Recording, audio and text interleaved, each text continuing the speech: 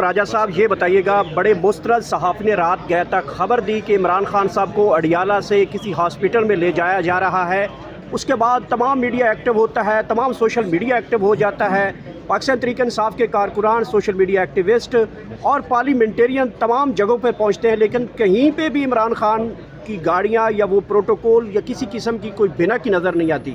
تو کیا سمجھتے ہیں کہ کہیں لایا گیا ہے یا جسٹ ایک خبر چلوائی گئی ہے؟ کچھ ذرائع یہ بھی کہتے ہیں کہ آپ لوگوں نے گارنٹی دی ہوئی ہے کہ خان صاحب سے ملاقات ہوگی، لیکن کوئی سیاسی گفتگو باہر نہیں آئے گی۔ دیکھیے، خان صاحب سے ہدایت ہمیں ہر معاملے پر لینی ہے، لیکن بالخصوص اس وقت جو معاملات ہیں، بجٹ کا معاملہ ہے، اس حوالے سے بالکل رائے لی جائے گی، لیکن اس سے بڑھ کر ہم نے جو آگے بڑھنا ہے، جو ہماری سیاسی حکمت عملی ہے، اس کے حوالے سے ان کی گائیڈنس ہمیں ضرور چاہیے۔ لیکن ایسا نہیں ہے کہ اگر یہ ہماری ملاقات نہیں کراتے تو ہم ہاتھ پہ ہاتھ دھر کے بیٹھے رہیں گے۔ ہم نے جو کرنا ہے وہ ہم کریں گے۔ ہم جانتے ہیں کہ اس وقت کیا ہو سکتا ہے، شرم کا مقام ہے یہ۔ ان کو 5 موقع مل چکے ہیں، پچھلے 4.5 سال سے جو کچھ ہوا آپ کے سامنے ہے۔ یہ پاکستان کی تاریخ کا تاریخ ترین معاشی دور ہے۔ اس تمام عرصے میں 2.3% کی تعداد سے گروتھ ہوئی ہے، جس کو ہم شرح نمو کہتے ہیں، جبکہ اس عرصے میں آبادی 2.5% کی رفتار سے بڑھی ہے۔ یعنی کہ ہر سال پاکستانی غریب تر ہوئے ہیں، مہنگائی بڑھی ہے، فیکٹریاں بند ہوئی ہیں، زراعت بدحال ہے۔ آپ جانتے ہیں، گندم کی فصل ہو، آلو کی فصل ہو، پورا ملک جو ہے اس وقت وہ بے چینی کا شکار ہے۔ اس ملک میں عوام جو ہیں وہ یہ سمجھتے ہیں کہ یہ جھوٹ کا اور جبر کا اور ظلم کا نظام ہے، وہ بھاگنا چاہتے ہیں۔ تو آج آپ نے ایک ایسا ملک قائم کر دیا ہے جہاں لوگوں کا دل کہیں اور ہے، وہ عمران خان کی جانب دیکھتے ہیں، وہ ڈھونڈتے ہیں اس شخصیت کو۔ عمران خان کی شکل میں انہیں وہ شخصیت نظر آتی ہے جو ان کا درد رکھتی ہے، جو سچ کے لیے جیل میں بیٹھی ہے، جو ڈیل کرنے کو تیار نہیں ہے۔ تو اس وقت پاکستان ایک طرف کھڑا ہے، پاکستان کے عوام ایک طرف کھڑے ہیں اور ادارے دوسری جانب کھڑے ہیں، ریاست جو ہے دوسری جانب کھڑی ہے۔ یہ انتہائی تشویشناک صورتحال ہے۔ کسی بھی ریاست اور عوام کے درمیان یہ خلیج نہیں ہونی چاہیے، اور یہی کچھ ہمیں آج اندر نظر آ رہا ہے۔ ایک عوام دشمن بجٹ پھر پیش کیا جا رہا ہے، جس میں اشرافیہ کو، عمراء کو مزید مراعات دی جا رہی ہیں، غریب کو غریب تر کیا جا رہا ہے۔ محمود خان اچکزئی اور علامہ راجہ ناصر عباس صاحب سے آپ نے تفصیلی ملاقات کی ہے سر؟ کوئی مذاکرات اچکزئی صاحب سے ملاقات ہوئی ہے، علامہ سے نہیں ہوئی۔ دیکھیں، اچکزئی صاحب جو بھی کریں گے وہ فراست سے کریں گے۔ کچھ باتیں ایسی ہوتی ہیں ان کو قبل از وقت بیان نہیں کرنا چاہیے، نہیں کیا جا سکتا، لیکن جو ہمارا آواز بلند کرنے کا حق ہے وہ حق ہم جتاتے رہیں گے۔ دیکھیں، آواز بلند کرنا ایک بہت اہم بات ہے۔ ہم نے اس ملک میں خاموشی نہیں طاری ہونے دینی، قبرستان کی خاموشی نہیں طاری ہونے دینی۔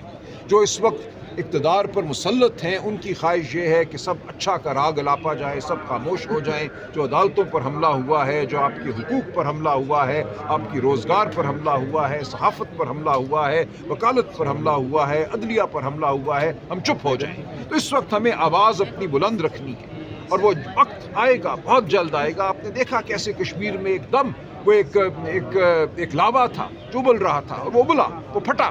یہ ہوگا، یہ پورے ملک میں ہوگا۔ آپ خاطر جمع رکھیے، آپ حوصلہ رکھیے، آپ مایوس مت ہوئیے۔ فتح ہماری ہونی ہے، فتح حق کی ہونی ہے، سچ کی ہونی ہے۔ سر، کشمیر کے حوالے سے آپ نے بات کی، الزام یہ لگایا جا رہا ہے کہ وہ ایجنٹ ہیں کسی دوسرے ملک کے اور پاکستان کے خلاف کام کر رہے ہیں۔ سر، جو ان کے مطالبات ہیں، آپ کو وہ دیکھ کے لگتا ہے کہ سر وہ کسی دوسرے ملک کے ایجنٹ ہیں؟ بالکل نہیں۔ دیکھیں، میں ہر شخص کو نہیں جانتا جو اس علاقے میں اس وقت سرگرم ہے، لیکن جو ان کے مطالبات ہیں وہ بالکل جائز ہیں۔ ان کا یہ کہنا کہ 12 سیٹیں آپ پاکستان کے مختلف صوبوں سے منتخب کراتے ہیں، جن کے ذریعے آپ آزاد کشمیر کی جو اسمبلی ہے اس پر حاوی ہو جاتے ہیں، یہ بالکل ٹھیک بات ہے۔ ایسا ہوتا ہے، ہمیں اس پورے نظام پہ نظر ثانی کرنی ہے کہ اگر آپ نے آزاد کشمیر کی اسمبلی کی تشکیل کرنی ہے، اس کو مکمل کرنا ہے، اور جو مہاجرین ہیں جو ملک کے مختلف حصوں میں بستے ہیں، ان کا الیکشن کرانے کا جو طریقہ وہ تجویز کر رہے ہیں، میں سمجھتا ہوں وہ بہتر طریقہ ہے۔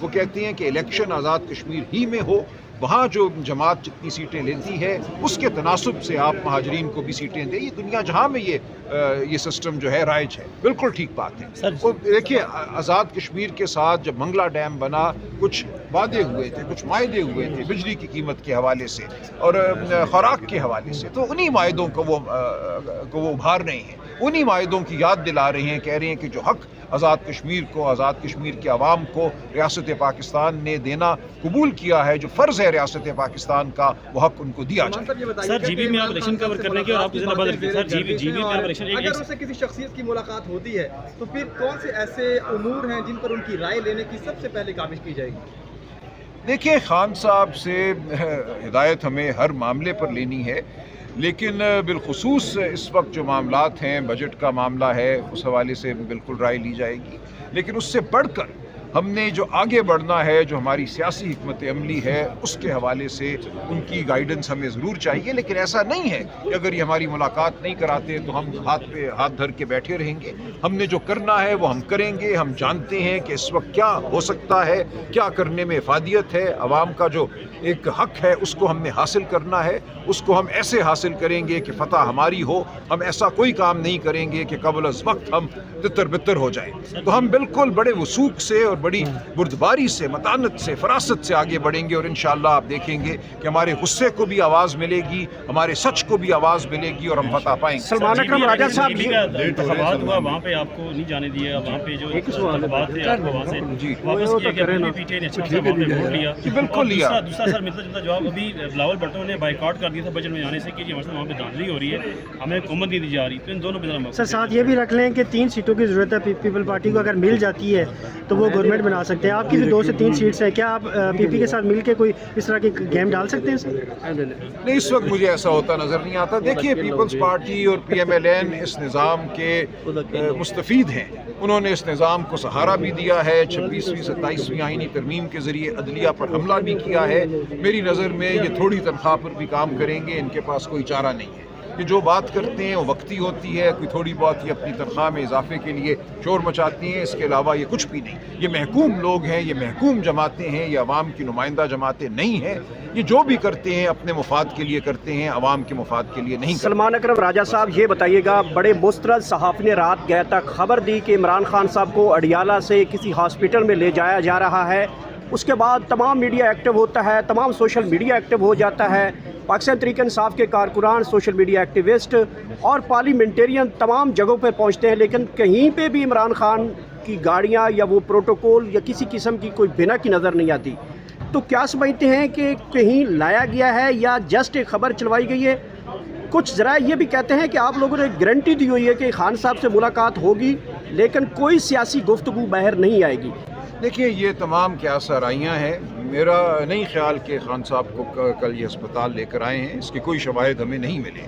تو جو خبر چلوائی گئی یا چلائی گئی اس کے کیا محرکات تھے میں نہیں کہہ سکتا۔ یہی ہے کہ بے یقینی کی فضا کو قائم رکھا جائے۔ جہاں تک خان صاحب سے ملاقات کا تعلق ہے، ہمارا یہ بنیادی تقاضا ہے کہ انہیں ہسپتال منتقل کیا جائے، ان کے ذاتی معالجین کو انہیں دیکھنے دیا جائے، ان کی بہنوں کو ان تک رسائی دی جائے۔ یہ ہمارا مطالبہ ہے، ہم اس پہ کھڑے ہیں اور ہم اس کو ایک بنیادی مطالبہ سمجھتے ہیں، اس سے ہم آگے پیچھے نہیں ہوں گے۔ شکریہ سر، تھینک یو سر جی وہ